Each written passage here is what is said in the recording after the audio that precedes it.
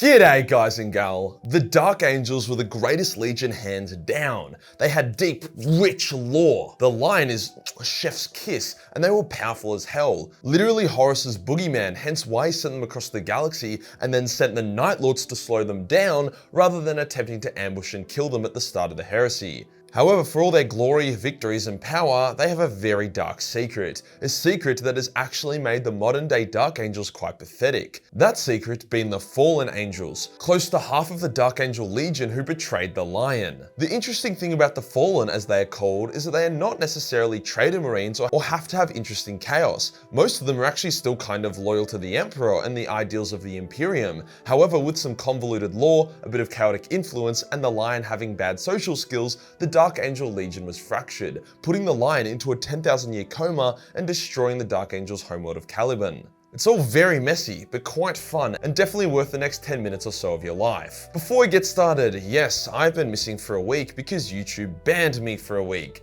The reason was Timmy. See, Timmy has been gone for a while now, but the little shit keeps haunting me. On a 4-year-old video I made, I went especially hard on little Tim, which YouTube considered to be cyberbullying and harassment towards a minor. Even though Timmy is a 30-year-old fictional man who has zero testosterone, hence he never appeared to grow up. As you can imagine, the purge of Timmy from old videos has begun, as no joke is worth losing my entire income, job, and livelihood over. In the meantime, if you guys are looking for ways to support the channel, then the best bet is the Major Minis or the Patreon. Today we'll go over the lore of the Fallen, detailing why they turned against the Lion, what they did, and where they are now. Let's get into it.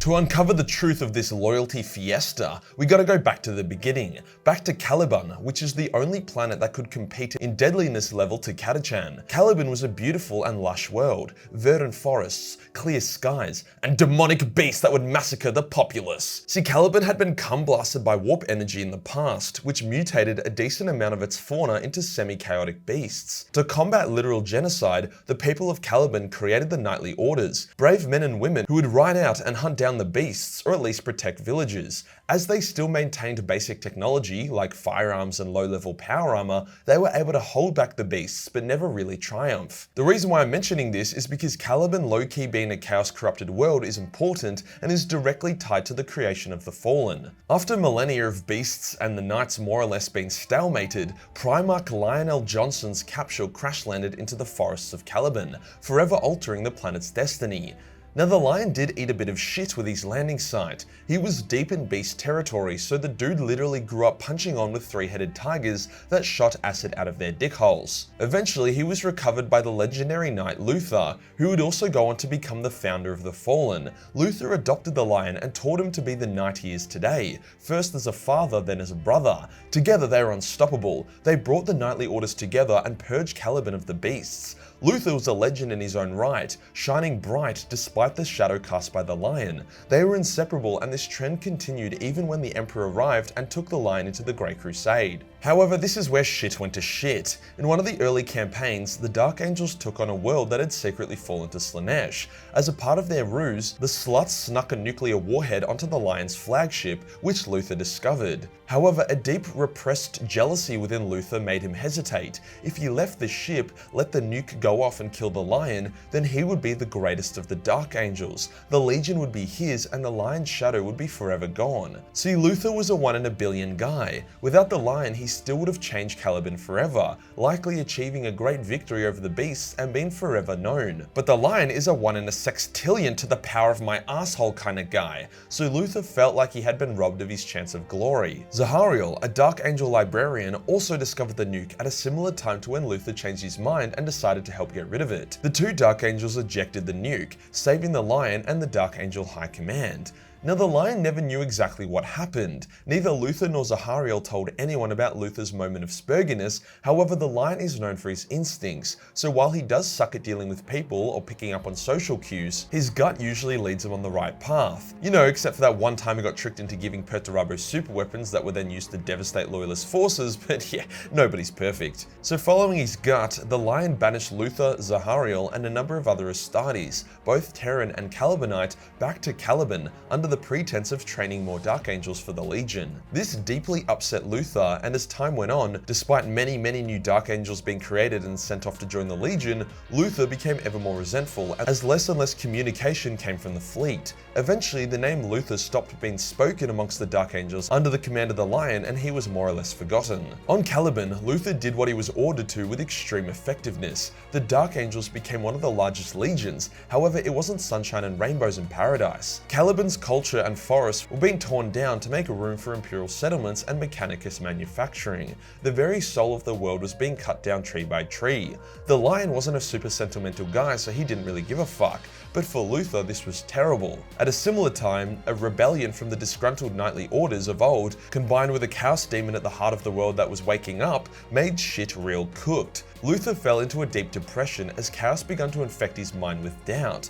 With everything that was happening, Luther decided that the Lion had abandoned them and didn't give a shit about them. On top of that, Caliban was getting turbo-raped by the Imperium's industry, and it seemed as if the demon of Caliban was actually getting summoned by Terran-born sorcerers. Luther convinced himself that if the Imperium ever came back to Caliban, they would see it as a lost cause and destroy the world. So when Horus began the heresy, Luther quietly seceded Caliban from the Imperium with the support from most of the Dark Angels with him. The Dark Angels who he had trained and raised. Dark Angels who had never even seen the Lion. The idea was that he would defend Caliban during the heresy and wait to see who would emerge as the victor. Then he would treat with them but attempt to maintain Caliban's independence. Now, unlike most times people go full retard and betray the Imperium, Luther and his Fallen weren't these blood-crazed psychos. They arrested Imperial officials and commanders and even showed mercy to Dark Angels that weren't on board, imprisoning them instead. I mean, at least initially. It got a bit more fucked up later on. They didn't just become a chaos cult and start masturbating with sandpaper or some cook shit like that.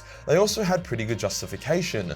Luther and Zahariel had saved the Lion from the nuke, and the reward was banishment and exile. The Imperium was also stripping Caliban bare, literally destroying their world. It's important to note that Luther also wasn't this evil mastermind. He was upset, misguided, and was being subtly nudged by the corruption within Caliban. He never really meant things to go this far. It's by far my favorite lore regarding people turning from the Imperium. Some of the Fallen were embracing chaos, others were loyal to the Emperor but not the Lion, some were just loyal to Luther and Caliban. There was definitely not a united front, which created a lot of cool personal and ideological conflicts. Eventually shit does get out of hand as a loyalist chapter returns from the fleet to Caliban and is killed by Luther and his Fallen, damaging Caliban in the process. Some Fallen, including Zahariel, actually leave Caliban to help the legendary Dark Angel Corswain and the Loyalists protect Terra, further compounding the confusions and complexities of the Fallen's motives. Literally only the Alpha Legion's motives are more convoluted. By the time the Lion returns to Caliban after the end of the Siege of Terra, Luther is too far gone and fires planetary defense weapons at the Lion's fleet. The Lion rages and attacks in turn and duels Luther, who has become a Chaos champion by this point, wounding his old mentor and brother. However, the Lion hesitates before the kill, allowing Luther to lash out with power and wound the Lion. But then the same shit happens. Luther cannot bring himself to kill his adoptive son and brother, so in a fit of rage, the Chaos Gods remove the power given to Luther and they create a warp vortex on Caliban, sucking thousands of Fallen into the warp, with the Lion being taken to the safety of the rock by the Watchers in the Dark, whilst Luther is taken by the Loyalist Dark Angels. Luther is ashamed of himself, his guilt breaking his sanity. He sees the folly of what he did, wounding the Lion, bringing about the destruction of Caliban and dealing with chaos. The joke went too far. He was then locked within the bowels of the rock. Meanwhile, the thousands of other Fallen that had been sucked into the warp storm were periodically spat out at different times. Some were spat out decades later, others centuries or even millennium. Some are yet to appear 10,000 years later. As I said, the Fallen were not unified under one philosophy. Some of the Fallen fell to chaos. Others think chaos is uber gay, so they have just become renegades or mercenaries. Others even seek out the Dark Angels to repent their sins and face execution. The Loyalist Dark Angels see the Fallen as their greatest shame and have directed most of their resources into keeping their existence a secret and hunting them out. They feel as if the only way to atone for their sins is to capture every single Fallen, have them repent their sins, and then execute them. This has turned modern day modern-day Dark Angels into a bit of a sad meme, as they will abandon war zones mid-battle if they get a whiff of a Fallen somewhere else. For his part, Luther has been sitting in that jail cell for 10,000 years, asking for the Alliance forgiveness in fits of insanity. Sometimes he does become lucid and regains his mind for a time, usually when an especially chatty Dark Angels chapter master is promoted and visits him often. However, the truth of the Fallen, that being life isn't black and white and that they had justifications, can be too much for a loyal Dark Angel, with Chapter Master Mordoran blowing his own brains out in front of Luther after having a manic fit. With the opening of the Great Rift, a demonic horde invaded the Rock, which allowed Luther to escape. It is said that he is now marshalling the Fallen to him, forming a large army, but his motives are still unknown. My theory is that upon the Lion's imminent awakening, he will unite the loyalist Dark Angels back into a legion, which Luther will then confront with his Fallen army. Instead of battling, however, Luther will pledge the service and allegiance of the Fallen to the Lion, creating the most powerful army in the entire setting and setting up the Lion and his reformed Dark Angel Legion as one of the most powerful forces in the galaxy. I'm sure it won't go super smoothly, but I doubt the Lion is going to awaken just to have Dark Angels vs Fallen 2 Electric Boogaloo. Now, a few of you are probably wondering why I haven't mentioned Cypher, who after Luther is the most famous of the Fallen. Well, that's because Cypher's lore is literally Alpha Legion plus level of confusing, especially since there's been like 3 or 4 Cyphers, and half of those have been loyal and the other half have been fallen. And we don't even know the current Cypher's real identity. Is it Zahariel? Is it Corswain? Is it Omegon? So I refer you to my dedicated Cypher video, where we do a bit more of a deep dive into the character and his relation to the Fallen. I just hope to fucking God that GW doesn't go full retard mode and turn the Fallen into another Chaos faction, ruining all of their carefully crafted nuance and complex motives in the process. If you enjoyed the video and you want to support the channel, then Patreon is the place to be, where there is not only a boatload of Battle Mace 40 million hentai for only $1, but also a bunch of live action nude cosplay shots. Hit the subscribe button and hit the real subscribe button for more Fallen content. Join the Discord for more memes and I'll see you in the next one. Peace.